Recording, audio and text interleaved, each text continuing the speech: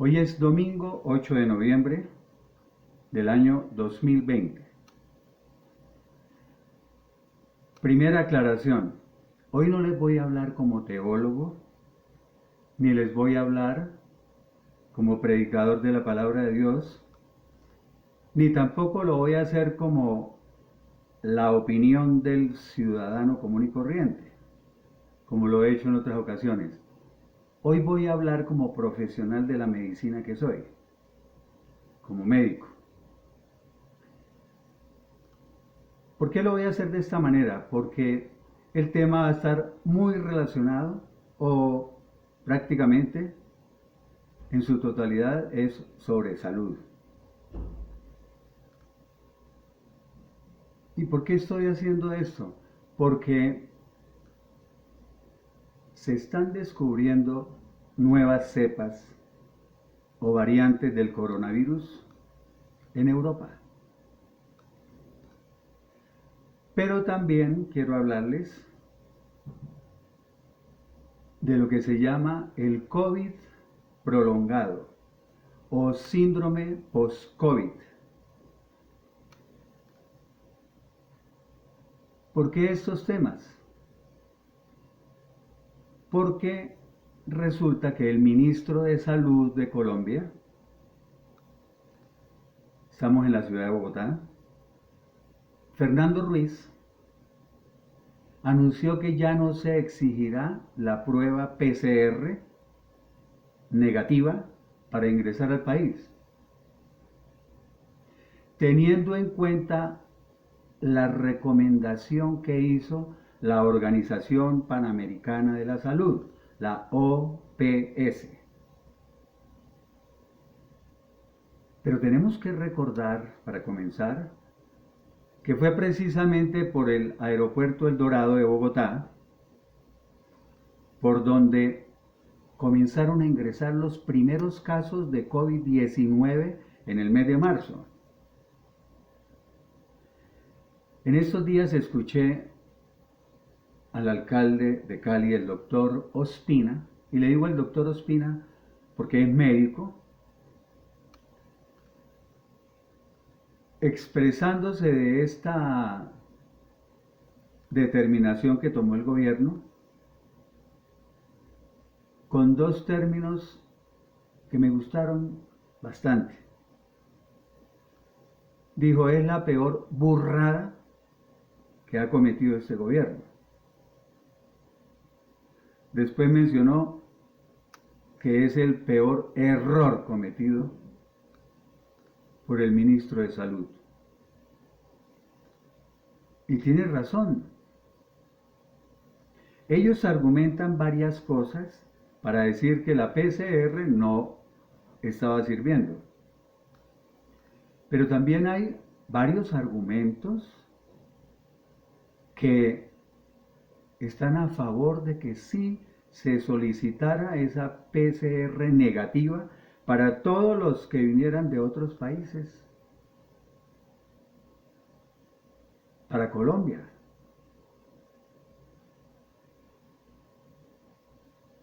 Entonces esto da para pensar varias cosas. Yo siempre pienso mal. Hay un dicho que dice, piensa mal y acertarás.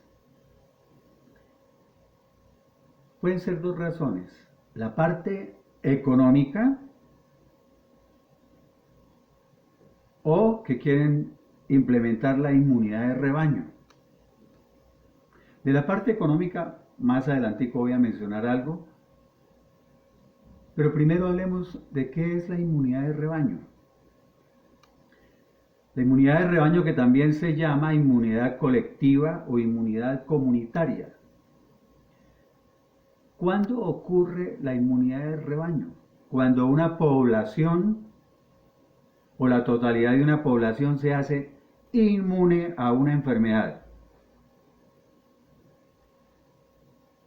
La inmunidad de rebaño entonces se adquiere por medio de dos mecanismos. El primero, la vacuna, donde la mayor parte de la población se vacuna y queda inmunizada. La vacuna está bastante lejos. Eso olvidémonos de que ya el próximo mes nos vamos a estar vacunando y que dentro de 2 meses. Eso está un poco lejos. Nomás piensen en la distribución de esa vacuna. Y eso de ya un tiempo. Y el segundo mecanismo de la inmunidad de rebaño es permitiendo una infección masiva. O sea, que todo el mundo se infecte. Con lo cual la mayoría de la gente queda inmune. Se supone que queda inmune. Y por tanto disminuye la posibilidad de infectar a otros que no sean inmunes. O a otros vulnerables. ¿Por qué digo se supone que queda inmune? Porque más adelante voy a mencionar que ya hay estudios que están diciendo que no todos los que se infectan con el COVID-19 quedan inmunes. Algunos quedan parcialmente inmunes y hay otros que no. Entonces, esta inmunidad de rebaño pues dice que a medida que el porcentaje de personas inmunes aumenta, la probabilidad de transmisión disminuye.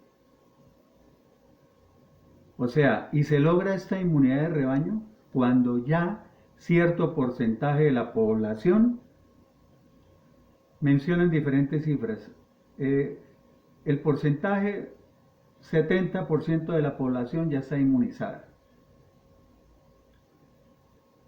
Esta es la razón por la cual la mayoría de científicos no les gusta o no aceptan que se hable de reinfecciones, porque eso dañaría esto de la inmunidad de rebaño. No les gusta que se hable de reinfecciones a pesar de que ya hay varios casos reportados. O sea, se caería, si aceptan las reinfecciones, se caería el plan de la inmunidad de rebaño porque confirmaría que no es segura la inmunidad después de sufrir la enfermedad. Ya hay varios estudios sobre esto. Por eso yo los invito a que estén leyendo de todo lo que esté saliendo sobre el COVID-19. Ya hay estudios que hablan de que la inmunidad puede ser muy corta.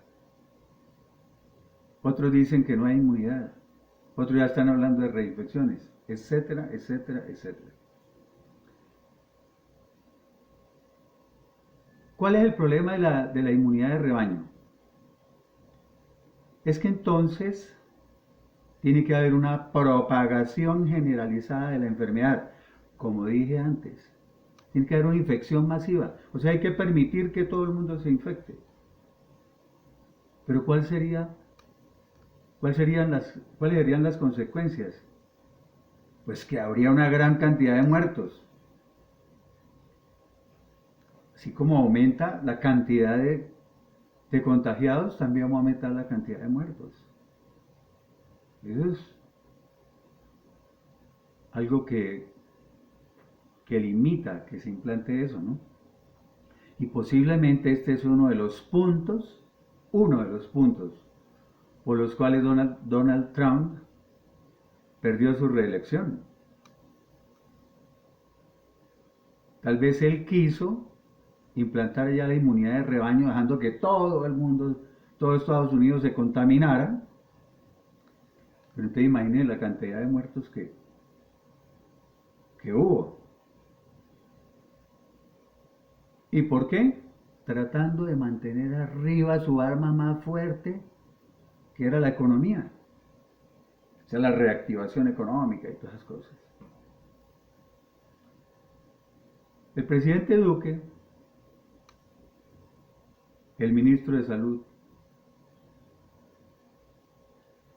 e incluso la alcaldesa Claudia López de Bogotá. Ellos están muy interesados en la reactivación económica. Yo también, como lo dije hace 8 años, perdón, hace 8 días en el anterior video. El que lo quiera ver es sobre cuáles son las causas de los rebrotes en Europa. Y ahí hablé, hace 8 días hablé sobre la indisciplina, sobre, bueno, muchas cosas. El video pasado. Ellos, como les digo, están muy interesados en la reactivación económica, en la economía del país. Yo también, porque todos hemos tenido que pagar las consecuencias de esto. A todos nos ha golpeado un poco en la economía. Y entonces, para ellos, el problema, ¿saben dónde radica? O sea, han insistido durante estos 7 meses que mientras haya suficientes camas UCI, no hay problema. Entonces, uno escuchaba hace meses que decían, no, Bogotá tiene 1000 camas UCI, pero entonces no hay problema porque ya van a llegar 200 más y 500 más y tal. Y empezaron a enfatizar y se notó mucho que para ellos no importa el número de enfermos, el número de muertos. Desde que haya suficientes camas UCI, que todos se enfermen y se compliquen. Bueno, lo importante es la economía. ¿Y en qué se nota esto de la economía? Veamos 4 puntos de los cuales se habló esta semana. Primero, presidente Duque anunció el pago adelantado de la prima de Navidad en noviembre. No sé cómo se llamará en otros países esa prima de Navidad. Creo que en México le dicen el aguinaldo. Creo. En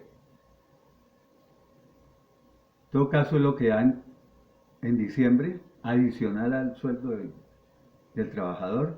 Y dijo que pagarlo ahorita en noviembre. O sea,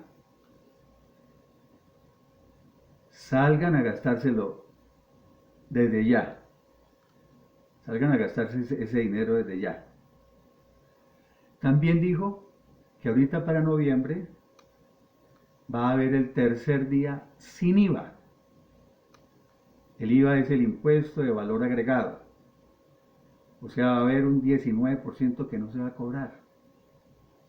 Entonces, para que la gente salga a comprar otra vez. Yo recuerdo cuando hubo el primer día sin IVA y fue presencial, ese caos que hubo. Se aumentaron el número de casos de COVID y bueno, fue un desastre. Ya dijo que gran celebración del Black Friday o Viernes Negro. Nos gusta copiar todo lo de los Estados Unidos, ¿no?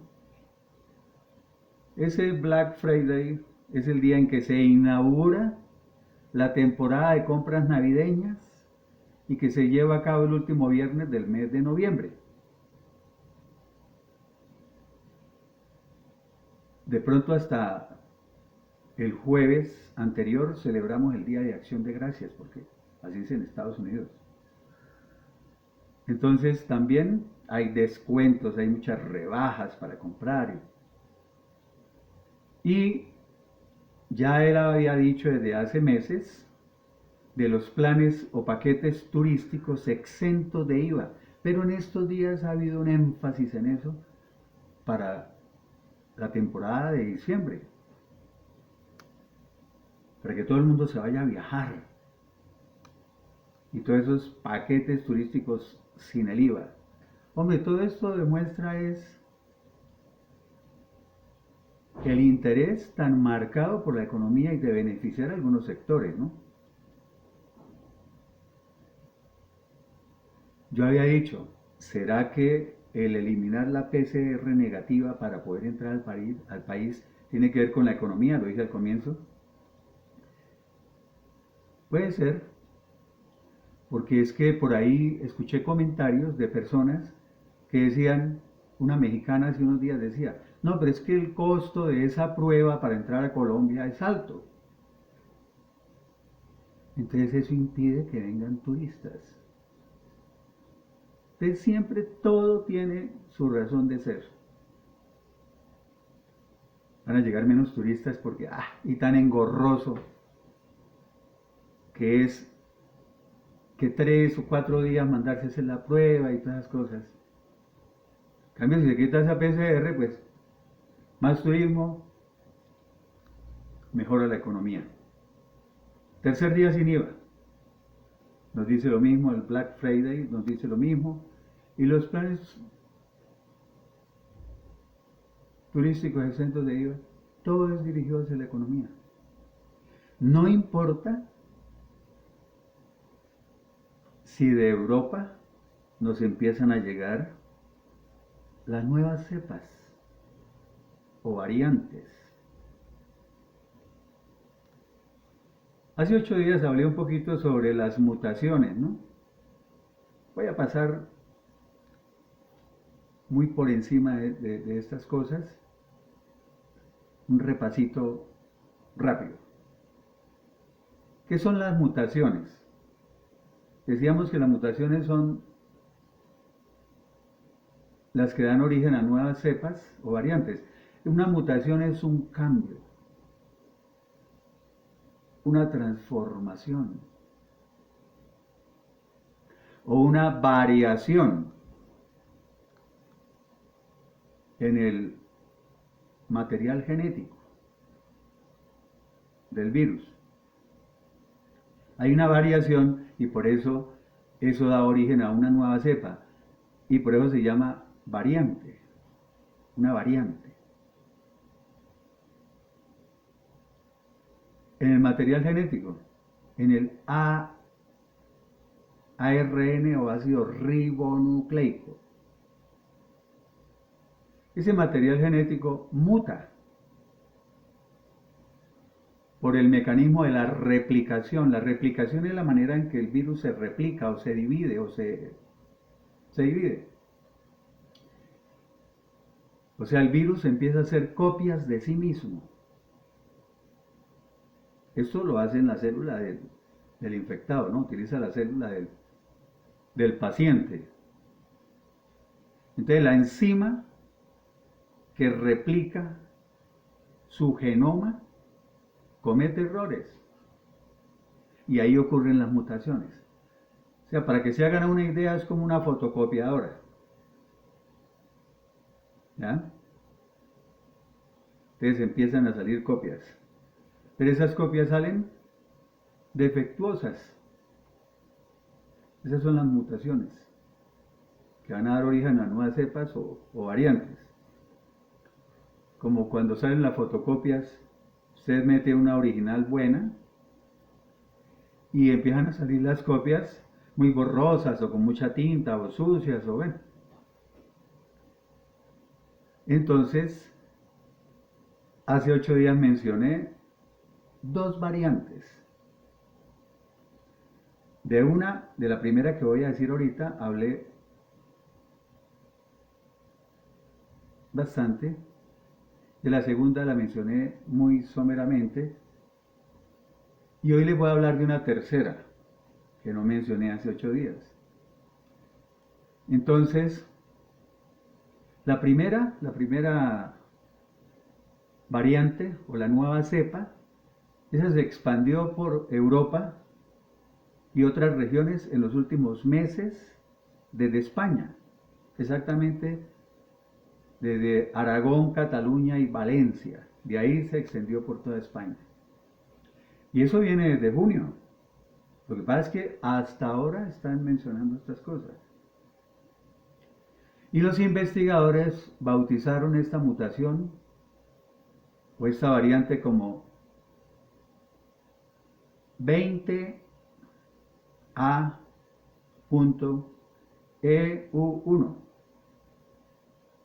20A.EU1 y los análisis señalan su presencia en un 80 a 90%, puede ser menos 60, 70, en otros 90, en otros, un promedio. Señalan su presencia en un 80 a 90% de los nuevos casos de coronavirus en España, Francia, Alemania, Gran Bretaña, Bélgica, Suiza, Irlanda, Noruega, Suecia y Letonia. Solo en Europa hay cientos de variantes del nuevo coronavirus circulando. Entonces hagamos la otra aclaración. Las mutaciones son muy frecuentes. Y no quiere decir que porque hay una mutación entonces tiene que ser más agresiva, más infecciosa o que produzca más daño. No. La mayoría de mutaciones son común y corriente, o sea, digamos, no son más agresivas. Entonces hay cientos de variantes del nuevo coronavirus circulando, pero muy pocas de ellas se han extendido. Esto se refiere a extensión. Se han extendido en forma tan exitosa y se han vuelto tan prevalentes como esta, como la 20AEU1. En esta segunda ola europea, otras mutaciones han sido identificadas. O sea, esta variante no es la única, como lo dije ahorita. Lo digo para enfatizar en esto. Y repito, todos los virus desarrollan mutaciones, cambios, modificaciones o variaciones en su código genético que dan origen a nuevas cepas o variantes, pero en la mayoría de los casos no hay problema.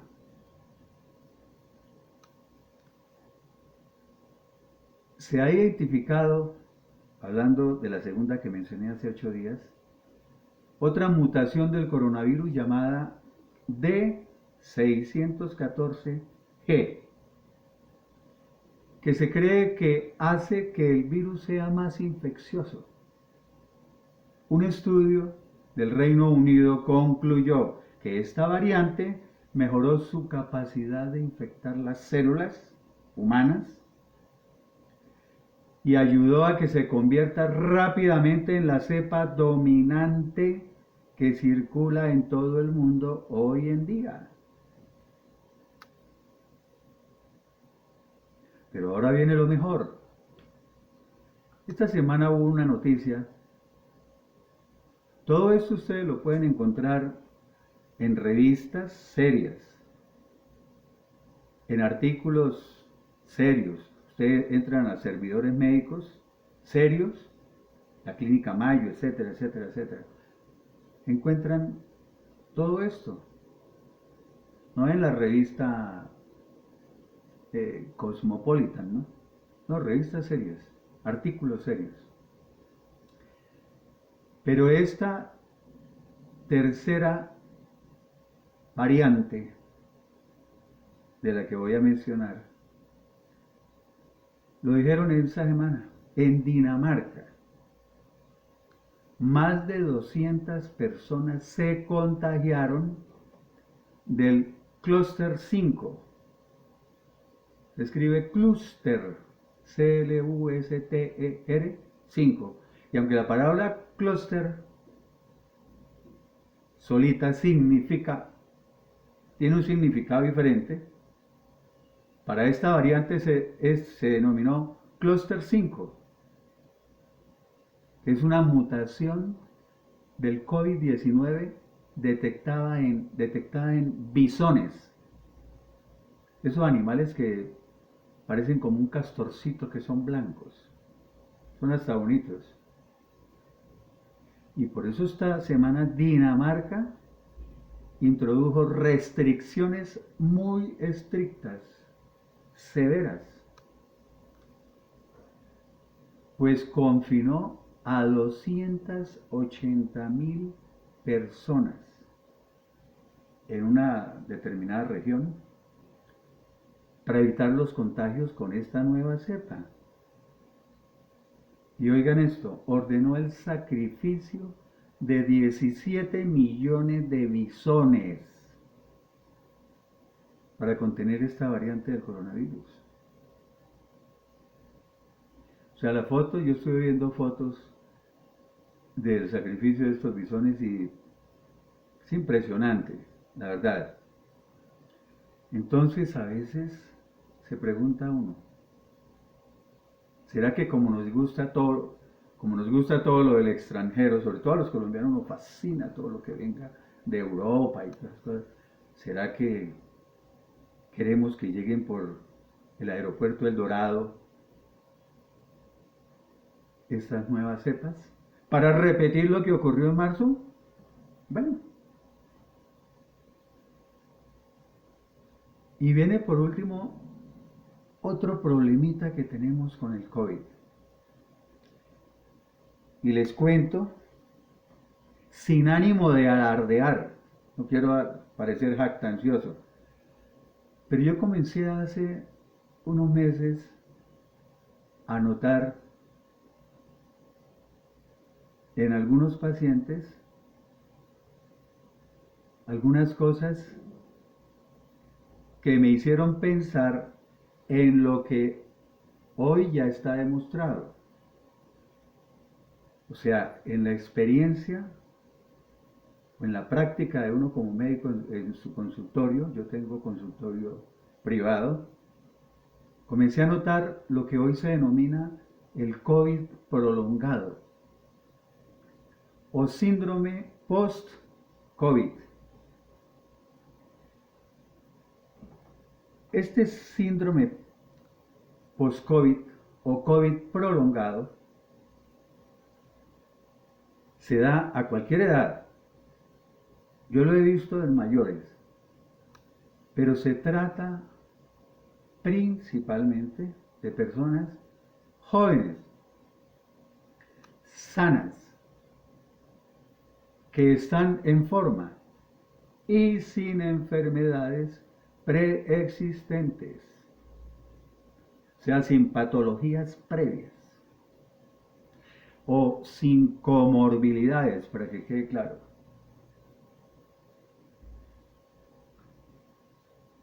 Y que luego de manifestarse en forma leve el COVID, o incluso en personas asintomáticas, presentan variadas secuelas. Me explico. Ya todos sabemos que el 80% de los pacientes dicen que son asintomáticos. Pero hay que incluir en ese 80% también los pacientes que les da una manifestación muy leve de la enfermedad. Por ejemplo, hay personas que me dicen, no, me dio una gripita nomás. Otros dicen, no, me dio simplemente un dolorcito de garganta. En esas personas, que principalmente son jóvenes, porque la mayoría de los jóvenes son los que pertenecen al grupo de los asintomáticos, ¿ya? O que les dan, tienen manifestaciones o síntomas muy leves. Entonces, se están presentando secuelas. Y lo digo porque me han llegado desde hace unos 3, 4 meses para acá, me empezaron a llegar jóvenes con una serie de síntomas que ya los vamos a mencionar y ya están escritos, ya están en las revistas, ya están en la literatura médica. Y yo empecé a ver que, por ejemplo, me llegó un paciente de 27 años, una vez, con un dolor, una neuropatía. El dolor en el nervio es muy intenso, o neuralgia, como dicen, una neuropatía lumbar, o sea, todo el nervio ciático, pero era intensísimo, apareció súbitamente. De un momento a otro le comenzó a hacer dolor.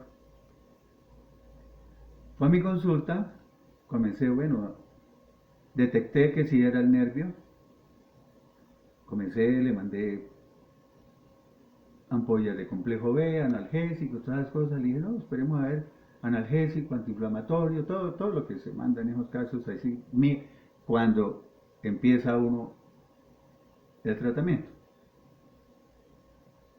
Fue durante 3 días, no mejoró absolutamente nada. Incluso llegué a aplicarle hasta corticoides. No mejoró absolutamente. Para nada. Sin embargo, el quinto día me llamó feliz de la vida porque el dolor desapareció totalmente, espontáneamente, así como llegó, así se fue. Pero en el interrogatorio que le hice de la historia, pues la anamnesis, la historia clínica, él me dijo, no, yo no he tenido ningún síntoma de COVID, ni fiebre, ni tos, ni dificultad para respirar, ni dolor de cabeza intenso, ni nada, porque esa es la creencia de todo el mundo, ¿no? Que tiene que tener esos 4, si no, no es COVID. Lo único que tuve fue hace como 2 meses, o sea, coincide más o menos con el comienzo de la pandemia, tuve una gripita, pero no más, una cosa sencilla, como 3, 4 días y pasó. Eso fue el COVID. Bueno, ¿cuáles secuelas se están presentando? Se las voy a decir. Fatiga extrema. Dificultad respiratoria, que puede ser leve, ¿no?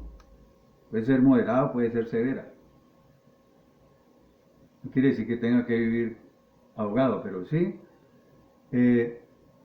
Hay dificultad respiratoria, por ejemplo, un paciente me comentó, dijo, doctor, yo antes subía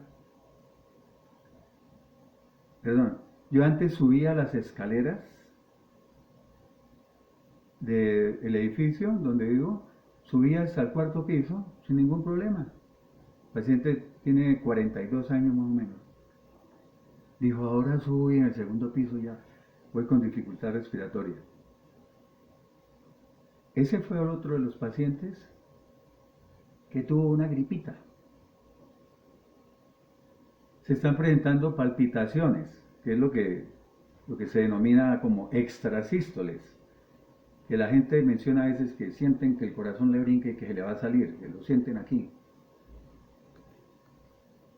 Problemas gastrointestinales, y aquí me detengo un poquito. Me han llegado varios pacientes ya con diarrea crónica. Jóvenes me han llegado 2 con diarrea crónica, o sea, diarrea de 2, 3 meses de evolución, que han ido al seguro social, a su EPS, les han dado antiparasitarios, les han tomado, como dije hace unos días, coproscópicos, coprológicos. Bueno, incluso un paciente mayor de 60 años le hicieron colonoscopia. Por ningún lado se encuentra nada. Diarreas de semanas y meses. No se quitan con nada. Ahora, quiero hacer otra aclaración. Todos los síntomas que voy a mencionar pueden estar dentro de cualquier enfermedad que no sea el COVID.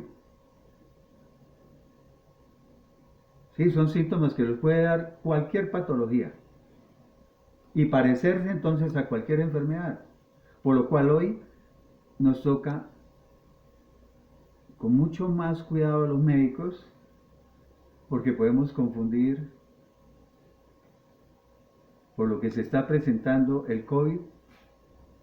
Primera medida, con diferentes síntomas. Ese cuento de que tiene que tener fiebre, tos, dificultad respiratoria, y si no tiene eso no es COVID, eso ya para mí está mandado a recoger. Hoy se está presentando de diversas maneras, con diferentes síntomas. ¿Ya? Son cuadros clínicos a veces inespecíficos, que no cuadran en ninguna enfermedad. Entonces, problemas gastrointestinales, diarrea crónica, llegan mucho con dolor abdominal, con náuseas, vómitos. El dolor de espalda, columna dorsal, un dolor de espalda intenso que no tenían. Dolor en el pecho que nunca tenían. Se toman electrocardiograma, se toman no sé qué, se toman aquello. ¿No? Sigue el dolor. Artralgias, o sea, los dolores en las articulaciones.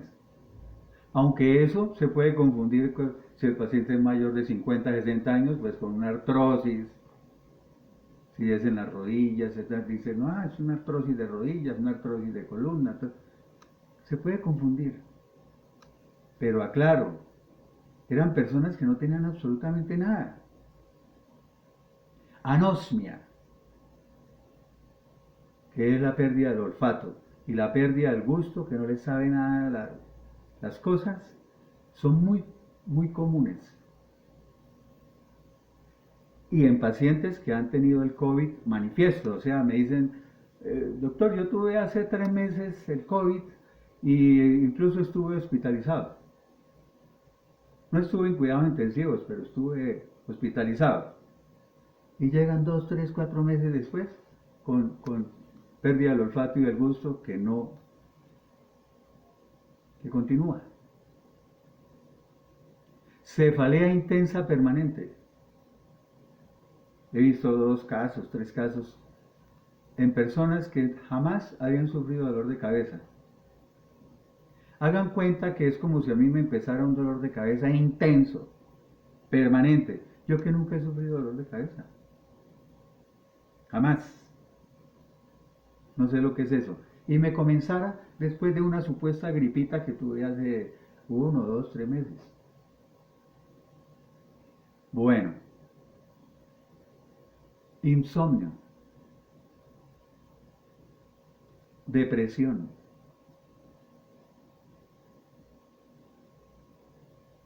pérdida de apetito, eh, problemas cognitivos. Eso afecta todo el COVID. O sea, dificultades con la memoria, con la concentración, con la capacidad para entender. Y pónganle cuidado de verano. Dicen, uy, ahora yo no sé por qué se me está olvidando todo. Personas que tenían excelente memoria. Yo sé que me van a decir, ah, no, pero es que, por ejemplo, ¿qué edad tiene el paciente? No, 70 años. Ah, que puede ser un Alzheimer. O tiene 50 años. No necesariamente tienen que ser los de 70. No, que es que con los años se le van olvidando las cosas. No, me refiero a personas jóvenes. Me refiero a menores de 50 años que dicen, he perdido muchísimo la memoria, la concentración. Se me ha disminuido la capacidad para entender. Pero hay un síntoma que ese sí, mejor dicho, no se lo rebaja a nadie, que es una gran debilidad. Esta semana tuve 3 casos. Un joven, un paciente de 50 y algo, y una señora mayor de 60 años, que dicen, no, es que casi no me puedo levantar de la cama. Usted les pide la glicemia, o sea, el azúcar, el colesterol, los triglicéridos, tiroides, a ver si es un hipotiroidismo severo, les puede pedir todas las pruebas que quiera, salen normales. Pero, tuve, hace tanto tiempo tuve esto y esto, y era COVID. Que no supieron que era COVID. O que fueron Os repito, pueden ser asintomáticos, personas que no sienten absolutamente nada, que no sintieron nada, que no han sentido nada y sin embargo, 2, 3 meses después llegan con síntomas, con secuelas, con COVID prolongado. Yo no hablo por hablar, cuando yo hablo es porque me he documentado muy bien, pero aparte de eso, mi experiencia. Mi experiencia. Entonces, y el problema es que son síntomas que pueden persistir durante meses y pueden terminar arruinando la vida de una persona. Ojo, me preguntan, ¿y esto cuánto me puede durar? No lo sé. Apenas llevamos 7 meses conociendo la enfermedad. Pero doctor, es que yo tuve el COVID en marzo y desde abril vengo con esto. Por eso ya lleva 6 meses. ¿Quién sabe cuánto le pueda persistir? ¿Cuánto le puedan durar esos síntomas? No lo sé, ni lo sabe nadie. Nadie lo podrá decir. Hay personas que puede que les haya pasado a los 15 días, que se hayan mejorado o aliviado o se les haya quitado completamente al mes. Pero lo que he visto es que se prolonga. Bueno, ahora que recuerdo, cuando dijo el gobierno, ministro de Salud,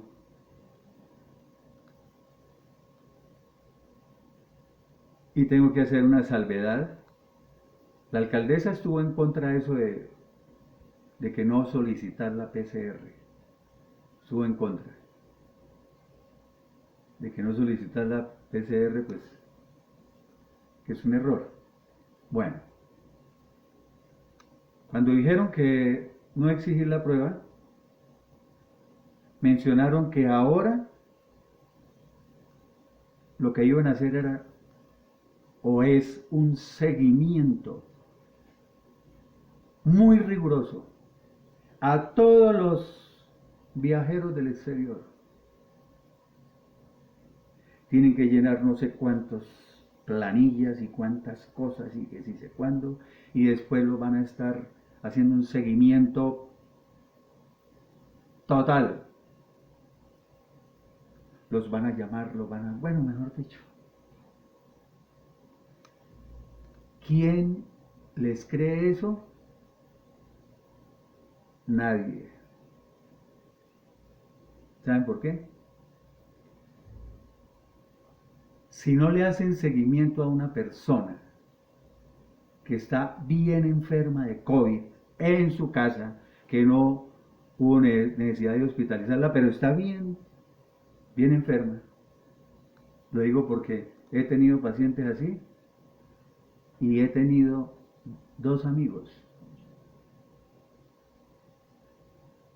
que el primer día llamaron al 123 o a su EPS o al que fuera y le dijeron, sí, se les va a ir a tomar la prueba. Fueron y les tomaron la prueba, salió positiva y nunca más lo volvieron a llamar. Si no hacen ese seguimiento con los pacientes, que se les pueden complicar y se les pueden morir, lo van a hacer con los turistas, con los pacientes con las personas que llegan del extranjero. Hombre, hemos de ser ingenuos. Aparte de eso, tengo pacientes que me han dicho, le digo, ¿y usted ya llamó a su EPS, a su seguridad social, como llaman por allá en otras partes? ¿Usted ya llamó al 123? Doctor, duramos llamando 5 días. No nos contestaron. A otros que les contestaron, yo no sé, les digo la verdad, si los que reciben la llamada son médicos o son por allá empleados que se consiguen en un, ¿cómo es que llaman? Un call center, que no saben ni pío de medicina. Entonces empiezan, ¿ha tenido fiebre? ¿Dificultad para respirar? ¿Tos? No, si no tiene esos tres no es COVID. Sea mueras en la casa. Así está, créanme. Y han ido a mi consultorio y le digo, eso es un COVID. Que no tiene ni fiebre, ni tos, ni dificultad para respirar, pero tiene todos los otros síntomas. Han perdido el olfato, han perdido el gusto, han perdido tal, están con la debilidad, están que mejor dicho ya, ¿sí? Están en la paila, como dicen, y no les han parado bolas, y me van a decir que van a seguir a todos los turistas, les van a hacer un seguimiento exhaustivo. Nos creen tontos a veces. Y si son los médicos los que contestan esas llamadas, que le dicen, porque he tenido varios pacientes, créanme, y escucho mucho, que llaman y les preguntan, ¿tiene fiebre, dificultad respiratoria, todos? No, eso no es COVID. Y es COVID. Entonces voy a averiguarme si son médicos, porque si son médicos están muy mal. Bueno, y entonces hay que tener en cuenta esto claramente, que esto tiene claramente implicaciones negativas, este COVID prolongado, para la salud pública, para la productividad del país y por consiguiente para la economía. Eso deberían pensarlo. Imagínense medio país con COVID prolongado, todos, la mayoría de jóvenes con todas esas secuelas, como yo he visto ya bastantes, un país de enfermos. Y el problema que se viene es que la segunda ola de contagios está creciendo.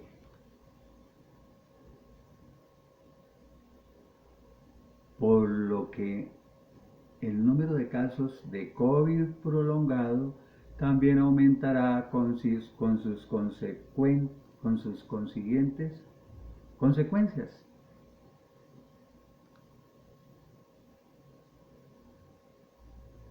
Los contagios están creciendo. Que el gobierno todos los días saque que 8.000, que 9.000, que 10.000, que 8.000, 9.000, 10.000, 8.000, 9.000, 10.000. Eso hay un subregistro impresionante. Por ejemplo, los que llegan a los consultorios particulares, que se cansaron de llamar allá al seguro y no les pararon ni 5 bolas. Todos los asintomáticos, porque los que reportan diariamente son a los que han testeado, a los que se les ha hecho la prueba, pero los que no se les ha hecho la prueba, ¿qué? Y el decir también, otro decir que hay en Colombia, es como escuché a alguien que dijo, es que solamente son 150 a 200 muertos diarios. Porque ese es el número en que se ha mantenido ya hace como 2 meses para acá o 3 meses, no recuerdo ya. En todo caso, todos los días, mire la información que dan diariamente y son entre 150 y 200 muertos. Entonces, mientras se mantenga ese número, no hay problema. Hay suficientes funerarias y antes de que mueran hay suficientes camas UCI. ¿Ya? Como lo dije hace 8 días en el otro video sobre las causas del rebrote en Europa. Lo importante es, y lo recalco, lo enfatizo, que la mayoría de los pacientes de COVID prolongado son jóvenes, no fueron hospitalizados, no tenían afecciones preexistentes, por lo cual debe controlarse este virus, o debemos controlarlo porque nosotros también somos responsables. Más que todos nosotros somos responsables de cuidarnos. No solo por el riesgo de que la abuelita pueda contagiarse y morir, no solo por eso, o que el tío pueda terminar en la UCI, sino porque, y quiero recalcar en esto, personas jóvenes, sanas, que están en forma y sin problemas previos de salud, pueden terminar afectando severamente sus vidas, ya que sus efectos o secuelas pueden llegar a ser muy duraderos. Los estudios que incluyen un nuevo informe del Instituto Nacional de Investigaciones en Salud del Reino Unido sugieren que un importante número de pacientes con COVID-19 tendrá síntomas que persistirán y que pueden afectar diferentes órganos y sistemas. Pero se está presentando mucho. ¿Ven? Me dijo una señora un día un término preciso, dijo, doctor, es que desde que tuve la gripita, que ella llama, me están dando unas morideras. ¿De dónde sale esa palabra morideras? De morir. Digo, yo siento que se me van las fuerzas totalmente y que me voy a morir. Están dando esas cosas. ¿Ya? Me dijo, hay días que amanezco bien, dijo, y duro unos 2 días bien, y vuelvo y empiezo a presentar eso. Mareos, incluso que no los mencioné ahorita, mareos. Y tómele usted todos los exámenes que quiera. Todos salen normales. O si sale alguna alteración, no tiene nada que ver con los síntomas que está consultando el paciente.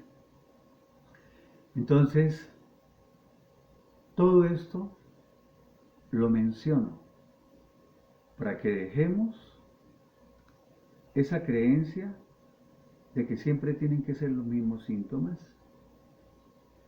de que esta enfermedad, como se decía hace un tiempo, es solamente, como decimos en Colombia, o como dicen los muchachos en Colombia, que es una enfermedad solamente de los cuchos,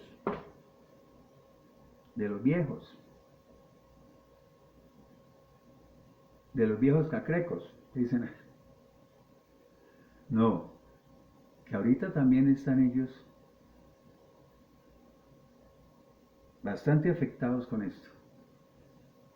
Por eso, a cuidarnos, se dijo. Yo siempre les recomiendo a mis pacientes, si no tiene que salir, si no es absolutamente necesario que salga, hombre, quédese en la casa. Lávese continuamente las manos, eso sí, hay que hacerlo. Lavarse continuamente las manos con jabón. El gel se utiliza para cuando uno está en la calle y de pronto recibió un dinero, lo guardó y entonces el gel mientras llega a la casa a lavarse con el jabón. El uso del tapabocas. Bien puesto, ¿no? Tapabocas que llegue hasta acá. Bien ajustado. Que no se le caiga aquí abajo la nariz. El distanciamiento social. 2 metros. Esta semana tuve que llevar un carro al taller. Y eso, mejor dicho, parecía que el mecánico me estuviera persiguiendo alrededor del carro. Porque él era acercándoseme a explicarme y sin tapabocas y hablando durísimo. Y yo con mi tapabocas y mi careta, sí. Y yo echando reversa alrededor del carro para que no me alcanzara. Por fin le dije, no, pare ahí, por favor. Mantengamos la distancia, el distanciamiento social y dejar esas preocupaciones por las cuales el mundo está pero desesperado. ¿Sabe cuáles son las preocupaciones de la gente hoy en día? Eso no importa los muertos, no importa los hospitalizados, no importa las secuelas, no importa nada. Estaban preocupadísimos porque no podían celebrar Halloween. Y ahorita están preocupadísimos porque de pronto no puedan celebrar Navidad. Oiga, si podemos hacer un pequeño sacrificio, al menos por este año. El año entrante, si las cosas mejoran, quién sabe, pero si mejoran, ahí sí parece otra vez en la cabeza. Y espero, de verdad, que con esto logre que, aunque sea que una o dos personas tomen conciencia del problema. Nos veremos en otra oportunidad. Hasta pronto.